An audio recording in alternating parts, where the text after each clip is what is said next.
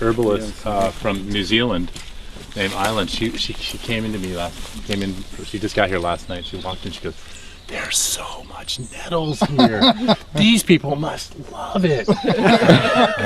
And I said to her, well, you got to realize they have a different attitude about nettles than most of us. So, realize the rest of the world people who know nettles consider it, an amazing healing herb.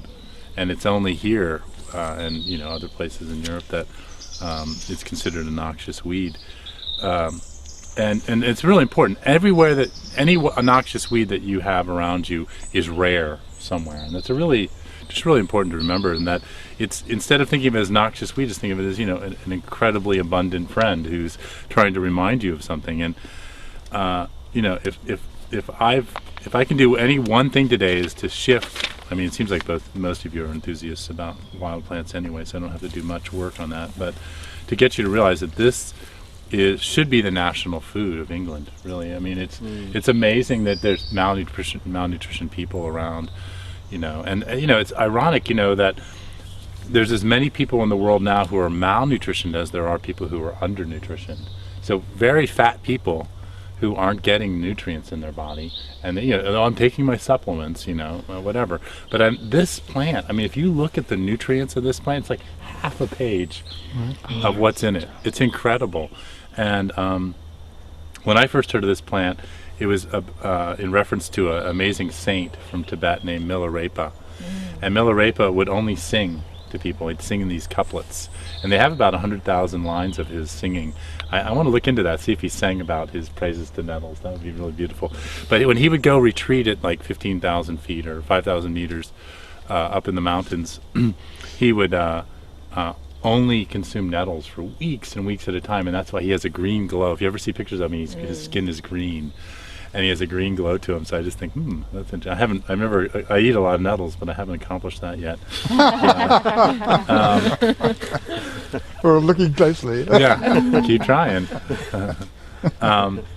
And so, wow, I mean, incredible being. And I guess what made me prompt to come over here and be next to them is that once you really learn about them, you don't want to get rid of the sting. I'm actually kind of addicted to the sting now. I mean, I have an upper limit of like 300 stings or something like that. But I think it's because you realize that those needles right there, when they're injecting into you, they're putting 7 neurotransmitters into your body, like serotonin, acetylcholine, choline, and all the brain food is being injected into your body. That's so much, yeah. That is so amazing, isn't it? Yeah. That is it's like feeding you with all this amazing energy that's coming into your body. Yeah, right. I live in. I'm seeing the light. You said a whole religion on this, huh? I mean, I live in a.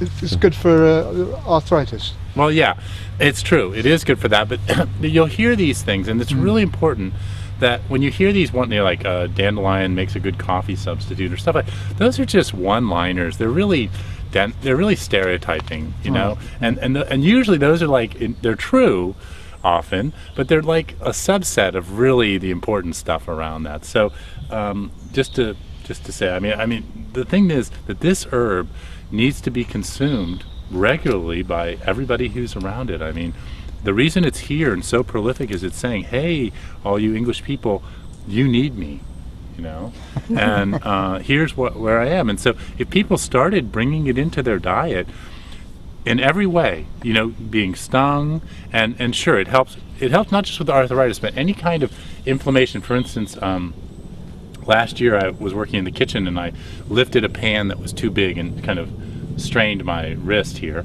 and so it was really swollen and inflamed.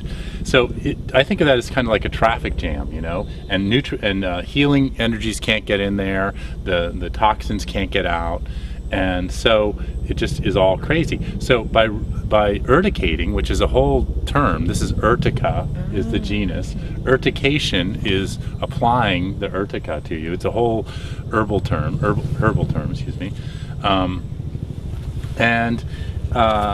It's called a rubefacin. It brings all the stuff to the surface and kind of clears out that traffic jam and allows everything to flow, and it really, really helps. It healed this wrist probably twice as fast as it would have healed on its own. So it's really good at any kind of congested, sprained ankles, like crick in the neck kind of thing.